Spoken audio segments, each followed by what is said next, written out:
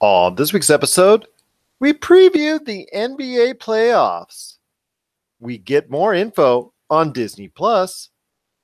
And what do we hope for when it comes to the Game of Thrones?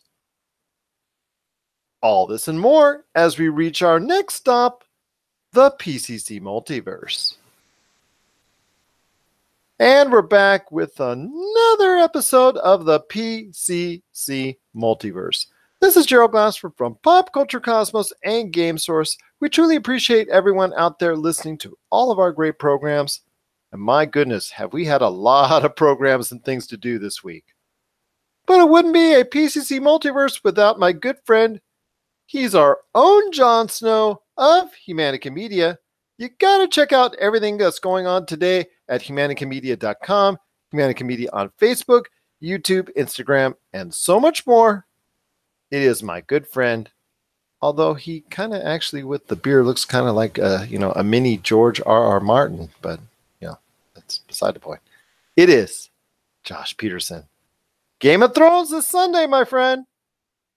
I gotta be honest, calling me George R.R. Martin is kind of an insult because basically you're saying that I am large. I said mini George R. Martin. Large, over-ambitious, and I never get anything done. That feels like what you're calling me. But he got something done because look at it now. A lot of tweets talking about how he might someday finish his Game of Thrones books. I know he's gotten a lot of those done. But yeah, cool, man. Why does he even need to worry? He's busy cashing all those HBO checks. Oh man, but still though, if I were writing a series of books, like I would want to have them done before HBO finished their series. Well, let's just get done. Congratulations, you suck, and then we will be okay. Oh dang, ouch. You said you were on what, the second or third reread? I got the last round of edits back, so it's my last time reading the book. I'm tired of it, want to get it done. Got a few more chapters left to go over. There you go. That's the best book quote I've ever heard. Right there. I'm tired of it. Read it. Anyways, it is going to be a great episode. You know what?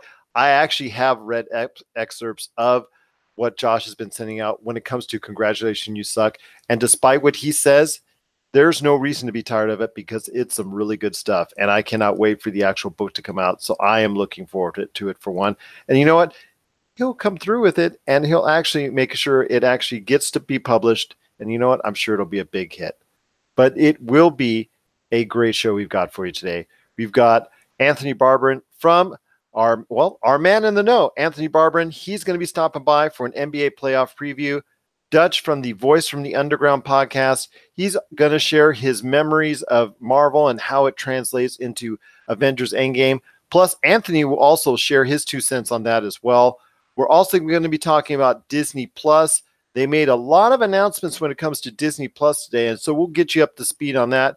Plus, also as well, on the back end of the show, we're going to be talking some Game of Thrones. And you know what?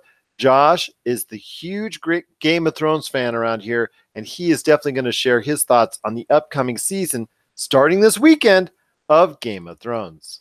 But first, my friend, I know you got a chance to check out the latest Hellboy. Hellboy is hitting theaters this weekend. It's going to go head-to-head against Shazam and Pet Sematary. The advanced word is not great on this movie. I'm not going to be dishonest with you. I know you are a big fan of the Hellboy series.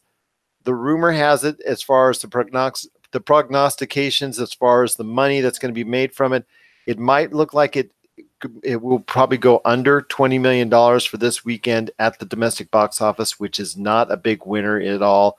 And I think actually Shazam will retake the #1 spot, which is a shame because I know you are such a huge fan of Hellboy. And I share that with you as far as the first 2 Guillermo del Toro movies are concerned.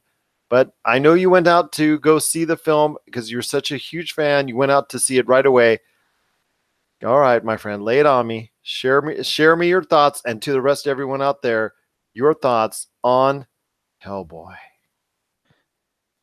Okay, well, I don't care about box office numbers. Box office numbers, critic reviews, I could care less about any of that stuff. And well, that to me it's something because the fact if it doesn't do well, It's just the other Right, stuff. but like I've said before, I don't think that box office numbers should define whether or not people go see a movie, because critics have so much power over that, and they're often a bunch of jackasses. So that's my thoughts on that. But Hellboy was just such a disappointment to me, because Hellboy has always had a very near and dear place in my heart.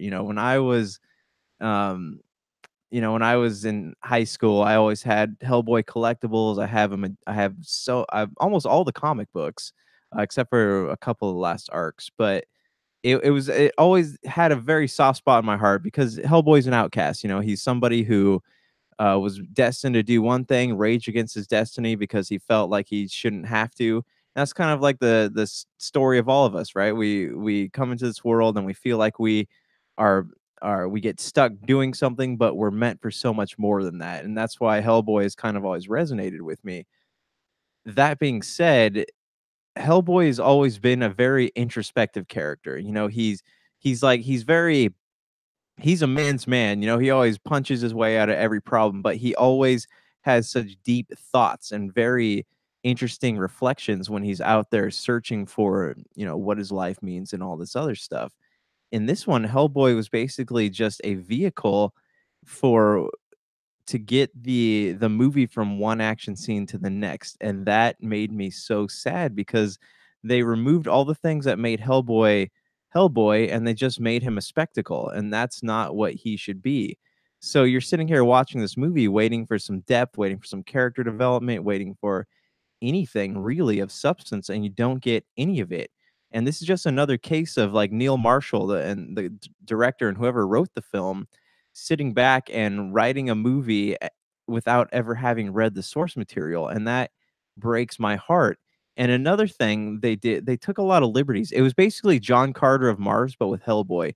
They took all of the source material, all the great stuff about the source material, shoved it into one movie, and totally butchered all of the best parts about his origin. So let me name a few things off the bat.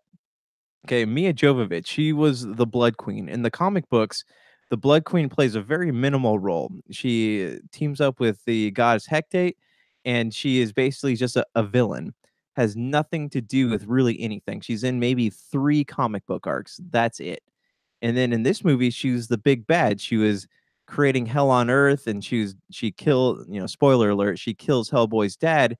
And that's like, that's not in the comic books. And a lot that stuff that they took liberties with are some of the things that make the comic books, those parts in the comic books, feel so impactful and so emotional, and they ruined it for what? For a movie that's not going to get another sequel. And the thing that is the worst part about this is Hellboy, if properly translated, if put on the screen in the proper way, if given put in the hands of a proper writer, proper director, it could have been beautiful. But now we're not going to get another Hellboy movie probably for 10 plus years, if even that. So I'm disappointed tonight, man. I really am. Came out of that theater, I saw it with my brother, and my brother's like, "I hate this," and then it was just it. Yeah, man, it bummed me out. It really bummed me out. I know Similar to there. what we were talking about last year with The Predator, how it's a movie that's so bad that it could set the actual franchise back for years and be in somewhere in Disney storage at this point in time. With Hellboy, it's probably going to be in storage somewhere else and not be retouched or reused again for quite some time. Yeah, but at least with, like, Predator knows what it is, and it knows what kind of audience is appealing to. Hellboy has the potential to reach so many people, to do things that Marvel Comics and DC Comics could never do, just because of the source material that it uses, and they totally just butchered all of it. And that's the worst part about it, is if someone wants to come along and do it the right way, give Hellboy his fair treatment on screen, they they won't get the opportunity now, because Hellboy has basically become like the Taylor Kitsch of movie properties. Nobody wants to touch it just because of what it's been affiliated with.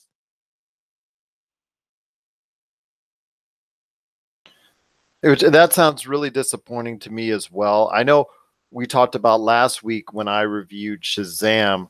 Excuse me, when we talked about on our last episode on the Pop Culture Cosmos, I reviewed Shazam, and I shared similar thoughts about how disappointing the narrative was. It looks like, though, it's not going to stop it from actually getting a sequel or an extension with Black Adam or anything like that. To me, it still was disappointment all the way around, except for Shazam itself. Shazam, aka Zachary Levi himself, who played the role beautifully. Just everything else just fell around him. My question to you is about Hellboy himself. David Harbour picks up the role.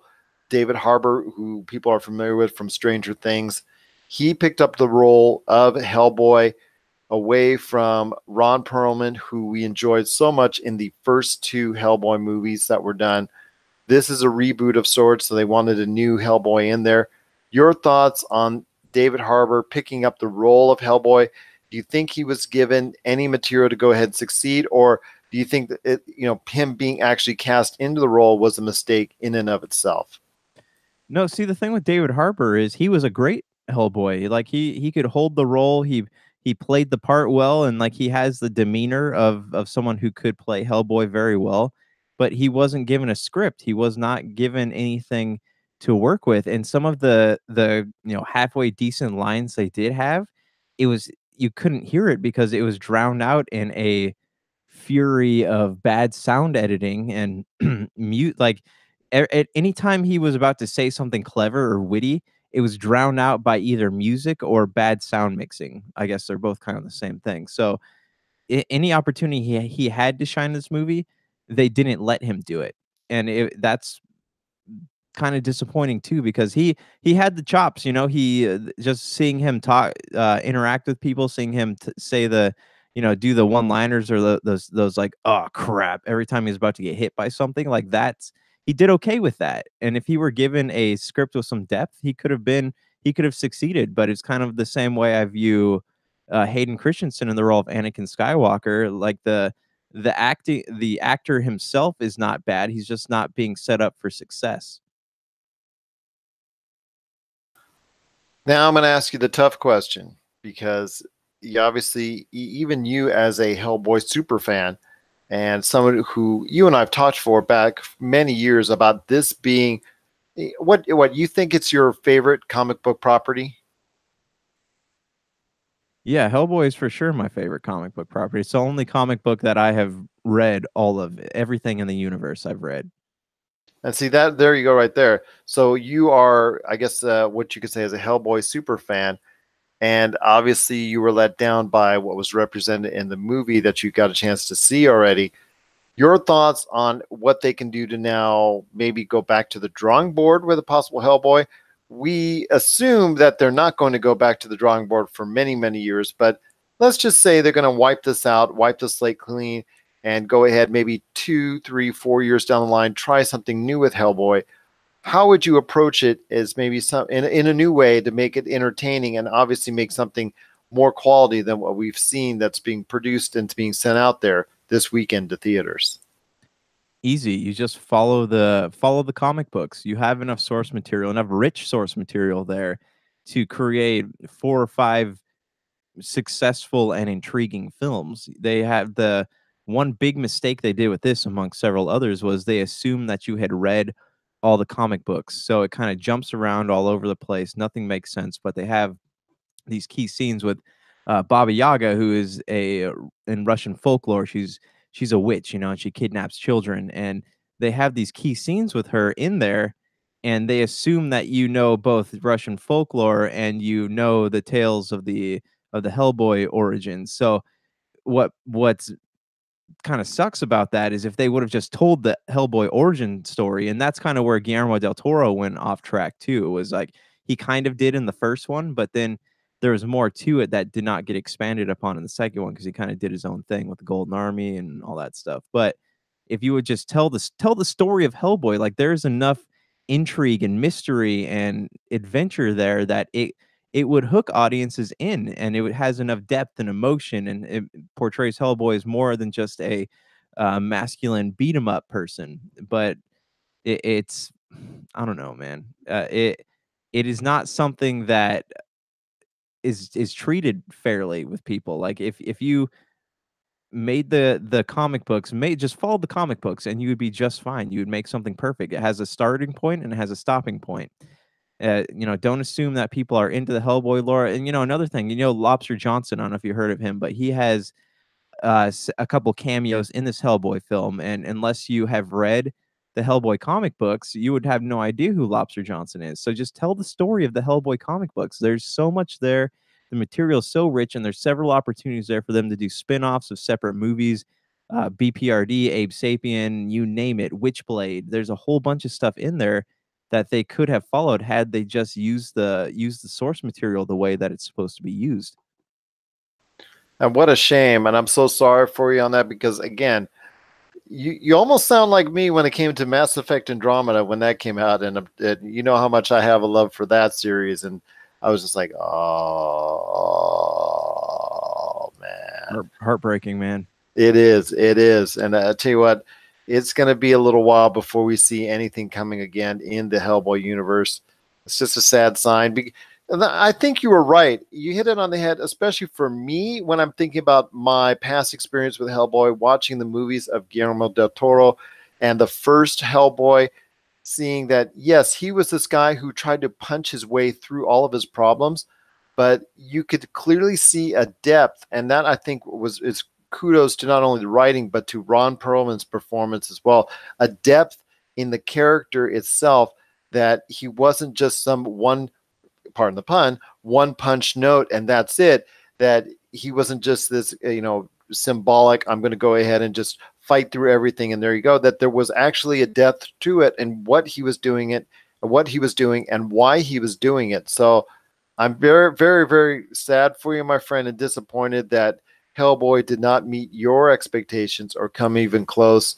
And it's a shame that it's not doing so well with audiences as well. And the critics, it's pretty much going to be a forgotten movie this time next week, much less this time next year. And that's really a disappointing end for Hellboy, and which could also be a bad sign going forward, that they may never go back to it as far as Hollywood is concerned, because once you have a movie that disappoints like this, they may never go to it as a property again. And as from what you're telling me and what I've experienced as far as some of the brief comic books I've read on Hellboy, and then also experienced in the movies, especially the Golden Army, because I thought that fleshed out the other parts of the Hellboy universe a little bit more than the original, is that there is a lore there that can be expounded upon, and that there is a lot of characters within the Hellboy universe that you could go ahead and create great narratives for. But we'll never find out what that is, because, or at least in the short term, because Hellboy this time around was so much of a disappointment and a disaster for everyone involved. Yeah, I mean, just a closing thought here is if you read the comic books and you have him trying to dig into his origins, why he was created, what is his purpose, like that type of string of thought has so many layers and so many avenues of exploration, and Hellboy in the comic books explores them very well and very thoroughly. And if they would have just done that, the depth creates itself, and they just didn't do they did not even bother with any of that stuff. And that's truly a shame. So for anyone out there thinking about the Hellboy movie, maybe they should go into more of the lore and the written works of Hellboy instead, or maybe even just flash back to the old Guillermo del Toro movies and enjoy that, instead of going out and spending your hard-earned money on Hellboy this weekend. What are your thoughts out there on Hellboy? Are you still going to catch it despite all the negative reviews, including what Josh has said? Share us your thoughts, popculturecosmos@yahoo.com. Also as well, Pop Culture Cosmos, Humanica Media, and Game Source on Facebook, Twitter, and Instagram as well. Well, my friend, before we go ahead and talk to Dutch from the Voice from the Underground about his Marvel thoughts, I want to get with you real quick on what went on earlier this week when it comes to what was announced as far as Disney Plus. It is finally a reality as far as what is being shown, what the promise of it is, and how it's going to be able to be that pop culture, just Disney machine that I think is really going to be appealing to a lot of people out there. You got to see the news first off, and before I break down some of the ideals and shows and things of that nature that were presented during the presentation, just your initial thoughts on when you saw and started to see what was going on with the Disney Plus announcement. what your hopes were as far as being something that could be comparable to Netflix. Okay, so it's a weird thing because Netflix at this point, because I'm probably one of the many who are considering canceling my Netflix subscription until there's something on that I want to watch, in which case I'll spend the $15 to watch it. With Netflix or Disney Plus, a lot of the stuff that I would want to watch on Netflix anyways is now going to Disney Plus, which is, Star Wars, Marvel, you know, all of the Disney movies, just stuff that I would be bored and sit down and want to watch regardless. And that it's fun. It's not funny. It's sad, I guess, because that kind of makes me wonder, like, what purpose does Netflix serve? It's a it makes me sad because I do have some good memories with Netflix, but like Disney Plus has got a lot of stuff. Did they announce a price point for that? Not that I can see, but maybe it's almost time to no longer Netflix and chill for you. Is that correct? Right, because as I get older, I'm not gonna have time to sit there and binge everything I can get my hands on. So I'm gonna be very pointed, I get, or particular about what I'm going to watch. And Disney Plus seems to have the things that I would want to watch because as long as they keep making Marvel movies, keep making Star Wars movies, there's going to be a reason for me to sit there and want to try to catch up on all this stuff before I go see something. And that's kind of the only thing I've been using Netflix for.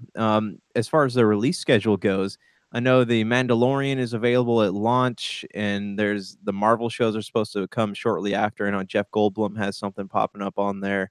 Live Lady and the Tramp also as well. Mm-hmm. And then other things that are on the way, including a confirmed Falcon and the Winter Soldier series. There's also a Vision and Scarlet Witch also being, something on the near horizon as well. A Rogue One prequel that's also in the works. That was announced. Hawkeye, that was rumored and is actually going to probably, it's almost a done deal when it comes to that being a miniseries because it was confirmed by both Variety and the Hollywood Reporter over the past couple days. So that looks like that's coming as well. You mentioned the prices, and I actually want to be able to tell you that it is going to be available on November 12th and be available and it's going to be charging $7 per month or $70 for the whole year off the bat.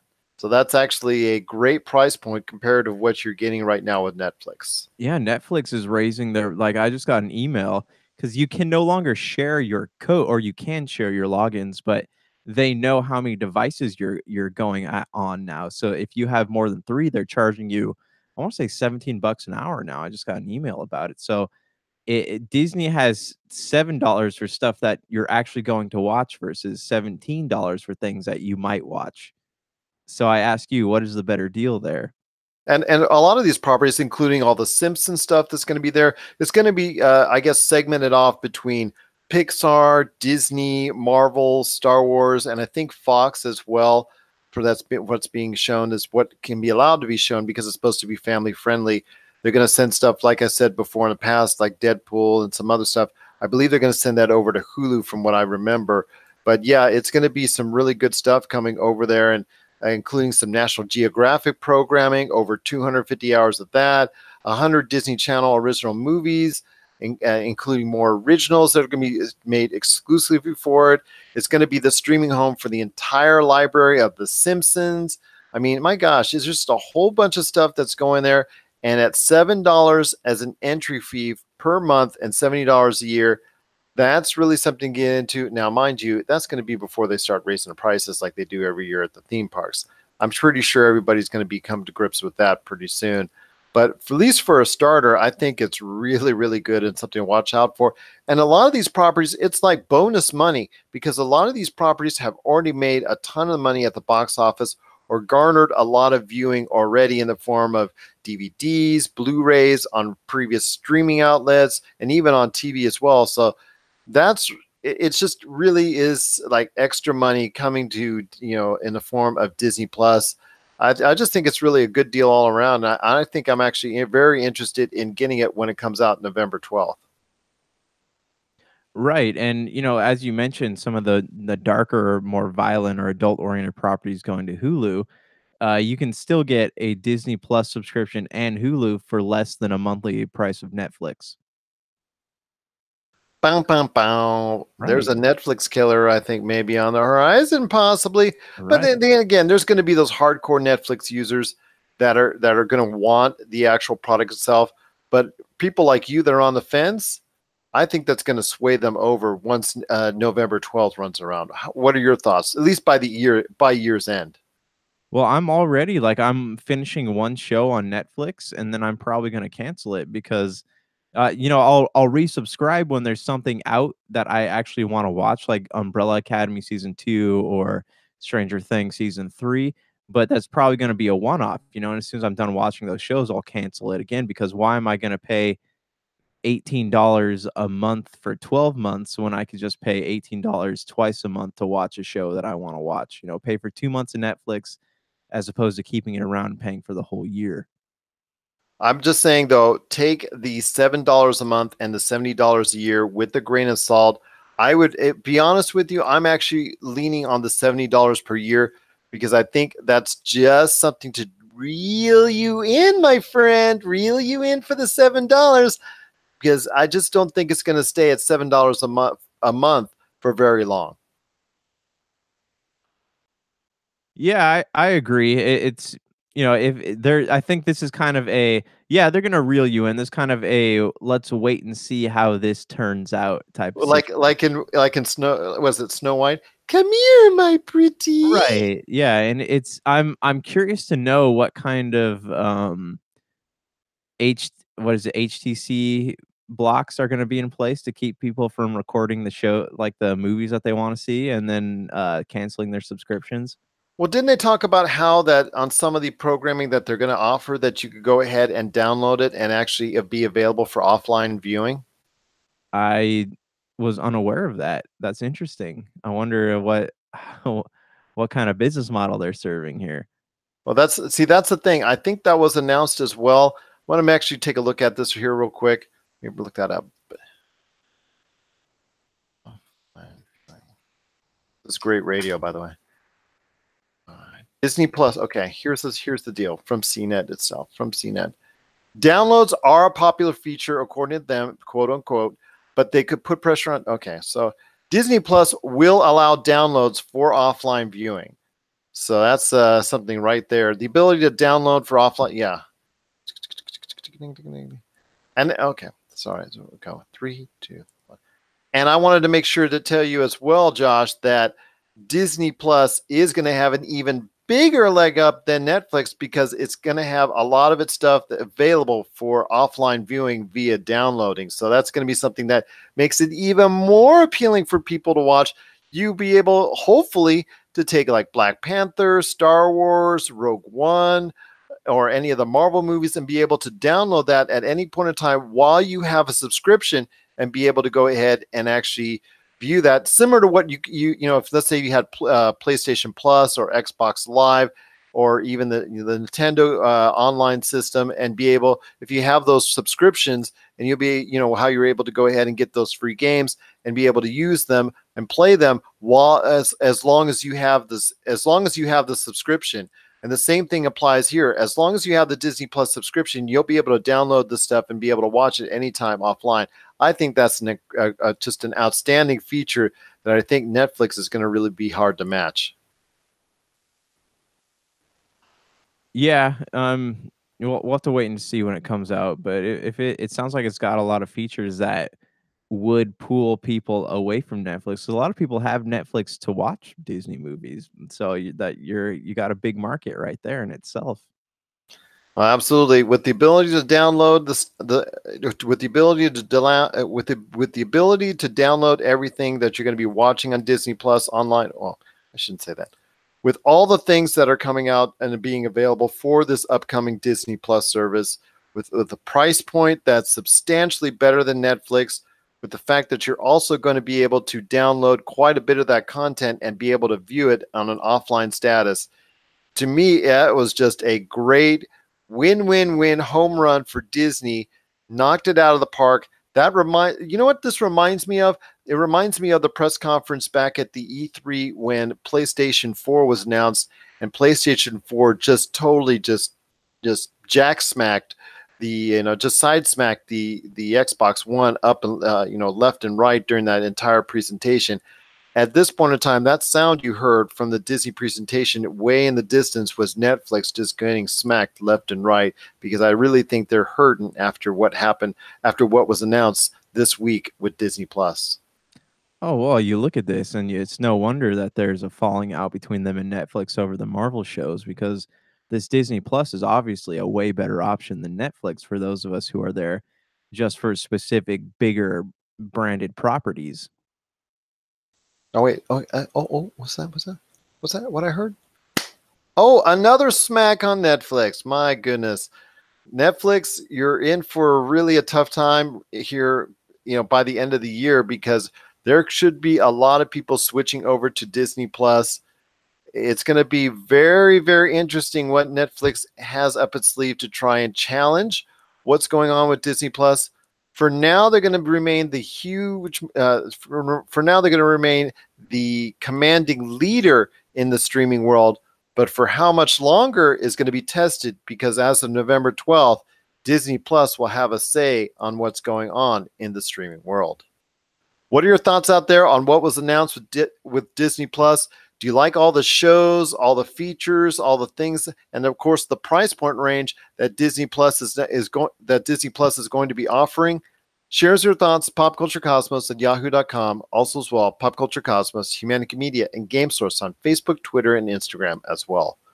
Well, coming up next, we've got Dutch from The Voice from the Underground. He's going to share his thoughts on Marvel memories and how they tie into Avengers Endgame. Right after Avengers Endgame. Right after that, Anthony Barbron, our man in the know when it comes to the NBA. He and I are going to break down the NBA playoff race coming up this weekend. Just very excited for that. Plus his Marvel thoughts as well. And then at the very end of the show, we're going to be coming back, Josh and I, and talking about Game of Thrones, because it finally, after so long of a wait, hits back on HBO this weekend. We're going to share our thoughts on that and as far as what's going on with the Game of Thrones. This is the PCC Multiverse. All right, and we're back to close out the show. It's the PCC Multiverse. If you need a listing of where we're at, any of our radio stations, or where we could be found on podcast networks, great podcast networks, including one of the newest that we actually attached ourselves earlier this year, and that is Bullhorn. Bullhorn is a great option out there. I hope people give it a chance. I got a chance to talk to the owner. I got a chance to talk to someone really awesome with Bullhorn, and I truly appreciated all their input, because we just love being a part of the Bullhorn experience. And if you get to check that out, along with or also as well, if you like Apple Podcasts, Spotify, Podbean, we're on many of those options. But please, you need a listing where we're at, check it out today. Pop Culture Cosmos on Facebook and also Twitter and Instagram. My friend, you've got a great thing going on with Humanica Media, so share us the goods. What's going on with Humanica Media? We just put up a Let's Play video today. Whoa! What was that? You were like super loud. Oh no! No wonder. Okay, much better. Go ahead. I was gonna say, we just put out a Let's Play video today of us doing Overcooked 2. You can check that out on our Humanica Media YouTube page. Probably be up on Facebook here soon, and then also just keep your eyes peeled for new Topic Apocalypse episodes. And you'll hopefully be able to hear it coming up soon on the Podcast Radio Network. I never know anymore either. Also, you want to make sure and be part of our charity event that's going to be coming April 25th from 4 p.m. to 11 p.m.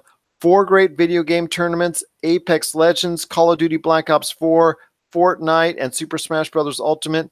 The prizes for each: Xbox One first prize for each of those tournaments, except for Super Smash Bros., where the top prize for that is a Nintendo Switch. There's other great prizes as well for the top 3 competitors and whatnot. So you want to head on down the 25th of April. All the proceeds, all the charities, even if you can't make it, just go ahead into Retro City Games at any time. Share and donate either canned goods, new toys, or cash. All the proceeds go to UMC Children's Hospital, 3 Square of Las Vegas, and Make-A-Wish Southern Nevada. Plus, we're going to all be there. Game Source, Topicocalypse, Humanica Media, Mario Party Wars, Go Brothers Gaming. We're all going to be there. It's going to be a great time. And also musical guests, Hyper Schmidt, Serious Damage, and Vedius and Trudai. It's going to be a great time indeed. Plus, also on the 27th, we're live at Level Up Expo. It's going to be another great experience for us. We're going to actually tape our show, the Monday show, from the Level Up Expo. So you want to be part of it. We're going to be doing a Q&A. We're going to be talking Avengers Endgame. We're going to be talking Mortal Kombat 11, Days Gone. We're going to be talking about a lot of stuff, including more music from Vedius and Trudai and Hyperschmidt. A great time indeed. That's at the Las Vegas Convention Center for Level Up Expo. You'll get to see a live recording. You'll get to see get to see us live right there in the flesh. Pop Culture Cosmos panel right there at Level Up Expo. For ticket information, lvlupexpo.com. That's lvlupexpo, levelupexpo.com. Also want to make sure and let everybody know that you can check out me coming up real soon. Did an episode of the Open Mic podcast with our friend Brett Allen. Want to check that out coming up real soon. Also, as well, I was on the Big Daddy Road Show this week, so that was also that was an awesome experience as always. You want to check that out? That's available now on YouTube. And then our good friend, who you've heard before on the show, Marcus De La Garza, his band, his group, the 3 great guys that he, the group that he's a part of, Red, Green, Gold. That's right, Red, Green, Gold. Excuse me, Red, Gold, Green. That's right, Red, Gold, Green are now playing around the country. There's a whole bunch of venues. There's a lot of stops. There's too many to count. To be honest with you, there's just so many stops that they're being on. There's just so many stops on their tour. Want to catch them today? You want to catch them when it hits your city. You want to check out their site, rdgldgrn.com. That's red, gold, green, rdgldgrn.com. You can check out when they're coming to your town, because they're going all across America and they play some great music, and I hope you get a chance to check them out as well. My friend, before we head on out, Game of Thrones coming this weekend, finally coming back for the final season before all the prequels and stuff comes out. Your thoughts on Game of Thrones? How do you think it's going to go down? Because I know there's a lot of anticipation and excitement from a lot of Game of Thrones fans out there like you and I on what's going to go on in the world of Game of Thrones in its final season. I'll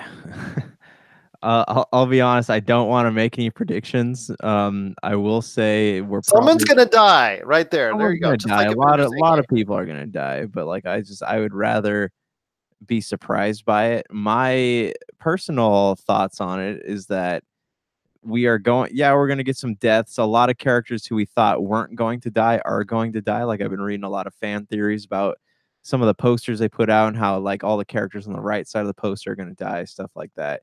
And those are probably just fan theories. But with this show and with George R. Martin, who's kind of sadistic in his own right, we're probably going to get some deaths that we don't want to see happen. My thinking is that they won't kill Jon Snow because he's already died, been there, done that. It's going to be really shocking to see if Emilia Clarke gets killed. Daenerys. We'll probably see one more dragon go down at least, and one or two of the remaining Stark kids is going to die. And there's a lot of theory going around that Bran is going to have a huge part in how the series ends. I don't know if that's true. They kind of dragged his character. He's a very uninteresting character to me. And if they kept him around this long, obviously he's got a role to play. What it is, I don't know, but we'll have to wait and see. Sorry. But yeah, this is a pop culture phenomenon. So it's going, like, I was reading something saying that like HBO Now is going to get a whole bunch of subscriptions, and then when the show's over, everyone's going to cancel them. But go to Disney Plus. Go to Disney Plus, yeah. But no, it's got to be good. It can't end on a note that leaves people with a bad taste in their mouth just because even though that is the style of the show, there have been so many people following it faithfully for so long that they have to give them something good to go away with. I hope so as well. I'm expecting a lot of deaths. I just like the way the last season ended up with, going over the wall, and that they got the Dark Army's coming there very soon, and the doom and gloom, and how the dragon has been possessed, and oh my gosh, it's getting so good. I actually am now into the show full time. It took a while to get me back in. I sort of checked out in the early part of the actual series, but I've checked back in. I'm intrigued. I'm interested. So I tell you what, it's going to be a great time watching the Game of Thrones. Let me ask you this. I mean, is this the biggest month ever for pop culture? Because we have so much going on. Game of Thrones, Avengers Endgame, Shazam, our stuff included as far as the charity game night, and also as well the Level Up Expo and everything of that nature. I mean, for us, I think it's the most overwhelming NAB on top of it, and I'll talk about that on Monday. We had to bump that to Monday's show. So is there, for us, has there been as much exciting out there as far as for a month for us in pop culture? Not recently. I'm thinking maybe in December, when we get the Star Wars December, right? Yeah, I'm thinking maybe in December we'll get a lot of pop culture stuff because the Disney Plus and Star Wars and all that other good stuff, video games coming out. We might get another overload, but nothing like this. This is a big month as far as like two pop culture phenomenons coming to an end. Endgame and Game of Thrones. Like this is a monumental month. You know what? Also, as well, speaking of Star Wars, the Star Wars Fest is going on in Chicago this weekend, on top of everything else. And are probably going to play a trailer at some point in time or give some hints as what's going on with episode 9 this weekend, if not by Friday. If that's if that happens, we'll be reporting it right here at the Pop Culture Cosmos as soon as it comes around on the internet. It'll be in our hands as far as going ahead and make sure that it's out there. And if there's any trailers or any news that you need to be aware of, just follow us here right at the Pop Culture Cosmos. What are your thoughts out there on the Game of Thrones? We want to hear your thoughts. popculturecosmos@yahoo.com. Are you excited for the show as we are? I hope you are, and I'm pretty sure I know you are. So you tell us your thoughts when you get a chance. popculturecosmos@yahoo.com. Also as well, Pop Culture Cosmos, Humanica Media, and Game Source on Facebook, Twitter, and Instagram as well. Whew, my friend, another great episode. Want to thank Anthony Barberin, our man in the know when it comes to the NBA, and Dutch from Voice from the Underground. You got to check out his awesome show for being on the podcast today. I'm tired, man. Any last thoughts on the way out? No, I got nothing, man. I think we milked the pop culture cosmos pretty dry today. Only to be recharged for our Monday show. We're going to be talking, like I said, NAB. I know you wanted to touch on the subject of as far as this generation of video gaming. I know that we're going to be talking about a lot on Monday's show, plus more Marvel thoughts with some great guests. You know what? Like I said, just a great time to be a part of the pop culture scene. So for Josh Peterson, this is Gerald Glassford. It's another beautiful day in paradise right here in the PCC Multiverse. We thank you for listening. And here's hoping you have yourself a great day.